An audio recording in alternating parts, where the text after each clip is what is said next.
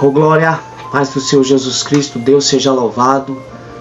Mais um estudo sobre esta série que nós estamos estudando, a apostasia. Anteriormente nós fizemos uma introdução explicando a origem da apostasia, expliquei também o seu significado, dei alguns exemplos de apostasia pessoal e coletiva. Com o decorrer deste tema, nós alcançamos a propriedade de dizer que a apostasia se inicia com os leves tropeços, erros e engano do coração do cristão, que sem um autoexame o leva a um desvio total do caminho divino ao ponto de se tornar irreversível a sua volta. Olá, paz do Senhor Jesus, sou o pastor Marcelo Olímpio.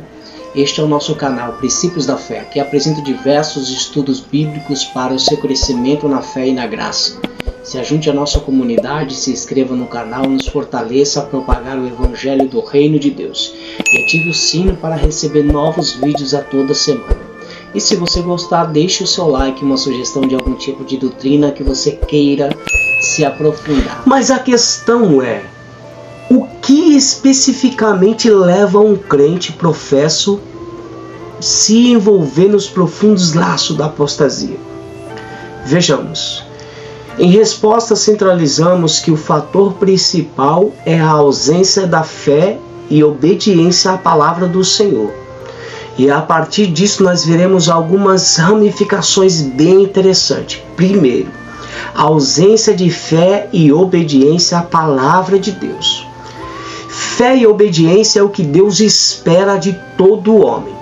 Desde o princípio deste discipulado que aqui estou apresentando em nosso canal, tenho abordado essa responsabilidade e compromisso de todo cristão, que vai além das boas ações sacrificiais. A fé é o ato de crer.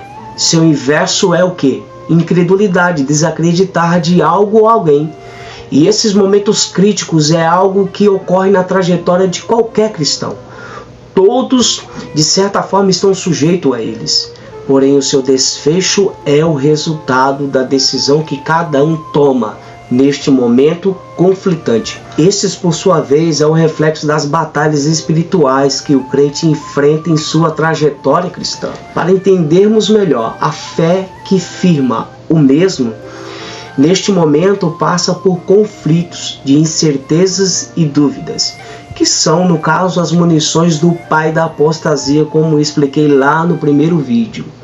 Sua fé e obediência é colocada em xeque e todo o seu futuro promissor no Evangelho é exposto então à prova ali, naquele momento, em meio às lutas e às dificuldades. O que eu quero dizer, ele fica claro com o exemplo de Eva, persuadida pela serpente no jardim do Éden, quando foi-lhe dito: certamente não morrereis e sereis como Deus. E com a tentação de Jesus também no deserto: se tu és o Filho. Ambos passaram por este momento conflitante, mas desfechos totalmente diferentes. Esses dados inflamados escritos por Paulo, tendo sucesso, faz com que o cristão não leve plenamente a sério as promessas, verdades, as advertências, as exortações, o ensino da palavra e o próprio Deus. A ausência desses princípios leva a uma linguagem bíblica comumente utilizada pelo autor de Hebreus de endurecimento do coração, enaltecida pela representação da ideia também feita por Paulo, cauterização da mente. Sem fé não há obediência, resta então somente uma vida de independência, longe da segurança e proteção do Senhor. O segundo ponto que eu quero abordar aqui são as angústias e as tribulações deste mundo.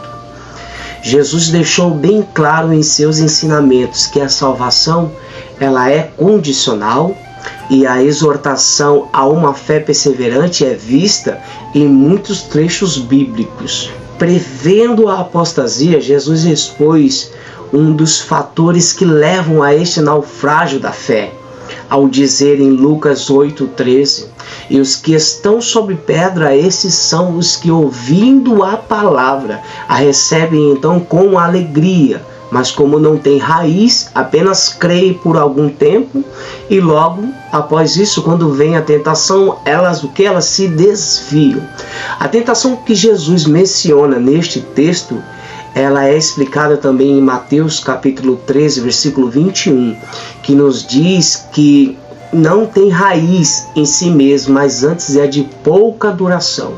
E chegada a então angústia e a perseguição por causa da palavra, logo se ofende e abandona. Etimologicamente, o termo tentação, neste contexto e em outros contextos bíblicos, é uma prova projetada definitivamente a produzir uma má ação.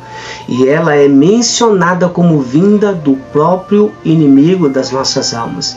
E este tipo de provação é permitido por Deus, mas mediante essas dificuldades na trajetória de um cristão, o Senhor sempre lhe oferecerá um escape, uma saída, para que o mesmo não desfaleça da fé.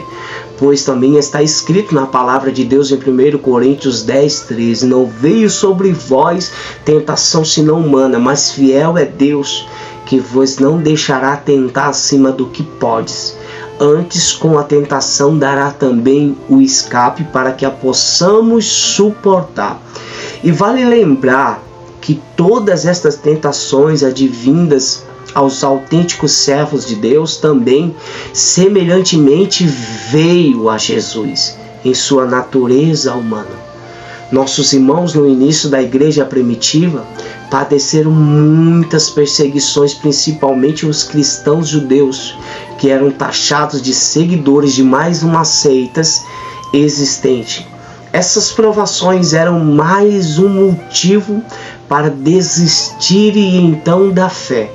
Por isso o autor de Hebreus escreveu uma epístola para os exortar a não retrocederem na fé e assim prosseguir avante, tendo em mente que a recompensa era bem maior que as perseguições atuais. Eu quero abordar aqui um terceiro princípio muito importante também: os cuidados, as riquezas e os deleites desta vida. De modo simples e objetivo, a apostasia é abandonar o relacionamento com Cristo e o seu corpo. É deixar de ter uma verdadeira fé nele. Nos tempos de nosso irmão apóstolo Pedro, muitos que uma vez foram redimidos deixaram o caminho direito, desviaram-se então do santo mandamento e o seu último estado tornou-se então pior do que o primeiro.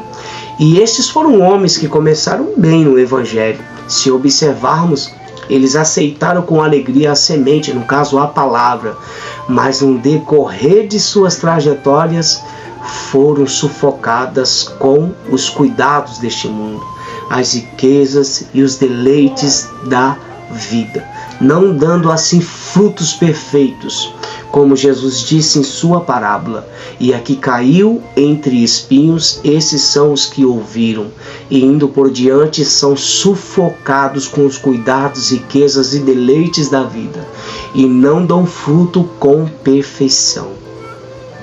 Por isso que Pedro os comparou com Balaão, que amou o prêmio da injustiça, ou seja, apostatou-se da verdadeira fé.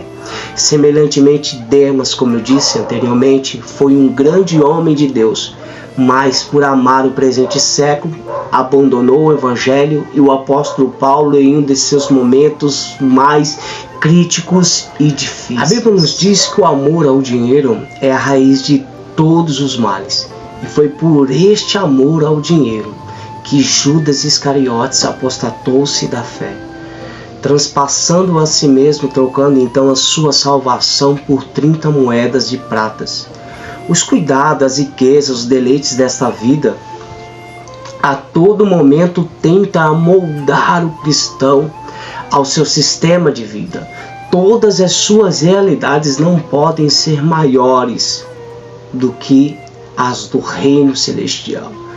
A palavra do Senhor nos exorta a não nos conformar com este mundo. Não podemos ceder às paixões da nossa natureza pecaminosa, os prazeres momentâneos e as riquezas, ao ponto de abandonar a nossa fé, como Esaú fez, que trocou sua primogenitura por um prato de lentilha e muitos outros.